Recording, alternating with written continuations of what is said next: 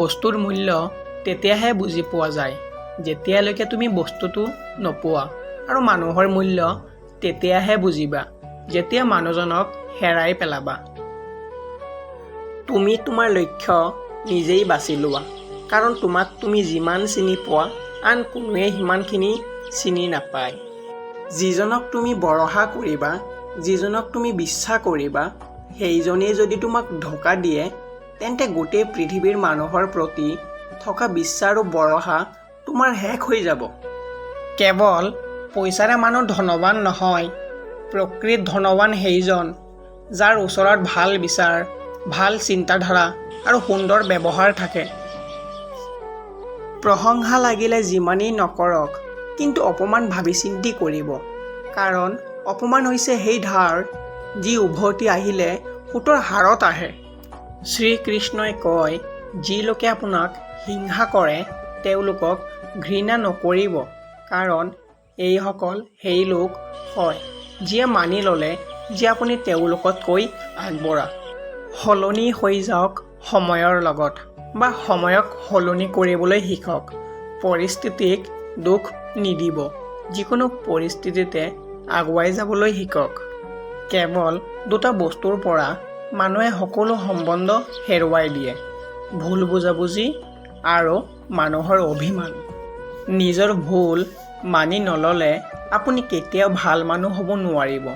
দিবলৈ আৰম্ভ কৰক, অহাটো নিজে নিজে আৰম্ভ হৈ যাব, সন্মানো আৰু সম্পত্তিও।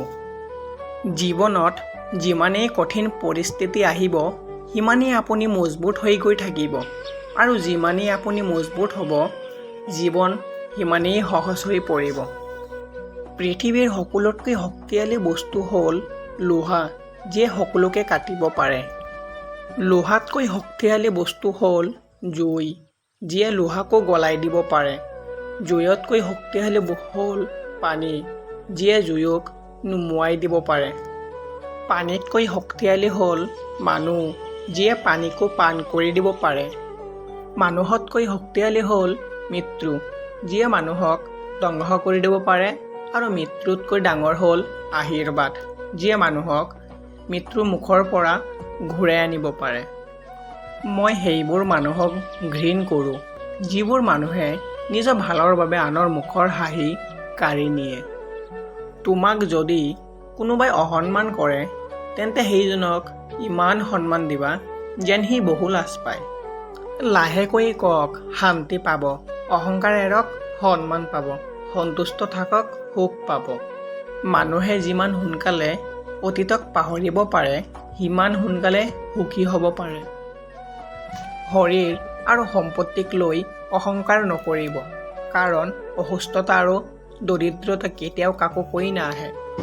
মন বেয়া হ'ব পাৰে, সময় বেয়া যাব পাৰে, লোকে বেয়াকৈ ক'ব পাৰে। আপুনি ধৈৰ্য ধৰক, অপেক্ষা কৰক আৰু পৰিশ্ৰম কৰক। চাব আপুনি সফল হ'বই। 5টা অভ্যাস আজিয়েই ত্যাগ কৰক। প্ৰথম, জোখতকৈ বেছি আনৰ দয়া কামনা কৰা। দ্বিতীয়, পৰিৱৰ্তনক ভয় কৰা। তৃতীয়, অতীতক লৈ ভাবি থকা। চতুৰ্থ, নিজকে সৰু বুলি ভবা। আৰু পঞ্চম, অতিৰিক্ত চিন্তা কৰা।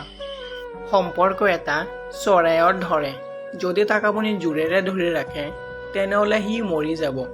যদিহে তাক লাহেকৈ ধৰি ৰাখে, তেনেহ'লে সি উৰি যাব।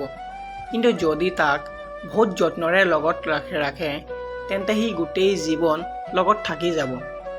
বেইমানৰ লগত যিমানেই ভাল ব্যৱহাৰ নকৰক কিয়, তেওঁলোকে শেষত ধোকা দিবই। আৰু যদি আপুনি তেওঁলোকৰ কথা ভাবি নিজৰ মন বেয়া কৰে, মনটোক সদায় পৰিষ্কাৰকৈ ৰাখক, কাৰণ শেষৰ হিচাপটো অৰ্থৰ নহয়, কৰ্মৰহে হয়।